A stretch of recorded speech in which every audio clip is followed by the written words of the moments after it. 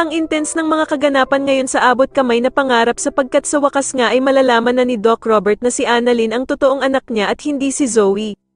Dito nga matapos makaligtas ni Don Pepe at madala siya sa ospital, ay mangyayari na nga ang matagal nang hinihintay ng lahat na masabi niya kay Doc Robert na si Annalyn ang totoong tanyag at nag-iisang anak nito.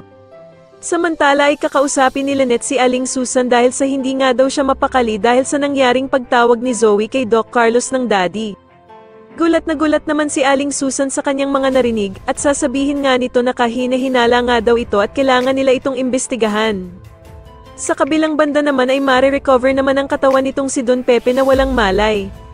Agad namang makakarating dito si Annalyn at dito nga ay maabutan niya ang lolo Pepe niya na walang malay at sinasakay sa ambulansya.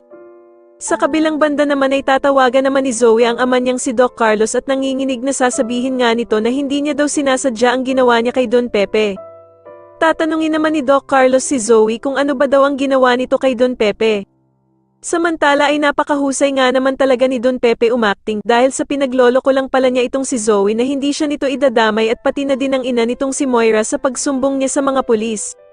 Dahil pagkalabas nga ni Zoe ng kotse dahil sa tinawagan siya ni Moira, ay agad namang tatawagan ni Don Pepe si Giselle para sabihin na kinidnap daw siya nila Moira at Zoe kasama si Balahadja. Ngunit wala namang kaalam-alam si Don Pepe na nasa tabi na pala niya si Zoe at tahimik na nakikinig sa mga sinasabi niya sa cellphone niya. At dito nga ay galit na galit si Zoe nang malaman niyang niloloko lang pala siya ng lolo Pepe niya kaya naman ay agad siyang gagawa ng paraan para patahimikin ito.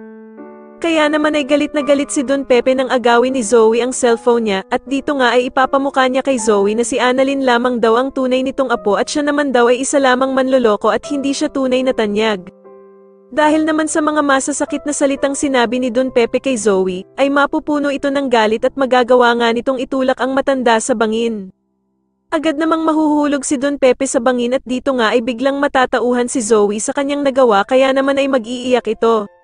Sa tingin niyo ano kaya ang gagawin ni Doc Robert kay Zoe matapos nitong malaman na niloko lang pala siya nito at si Annalyn talaga ang totoo niyang anak? Mas lalo na nga talagang nagiging exciting ang mga susunod na kaganapan kaya naman ay mas lalo pa nating abangan ang mas lalong gumigandang abot kamay na pangarap. Maraming salamat po sa inyong panonood at sana po ay ma-subscribe niyo ako. Maraming salamat po.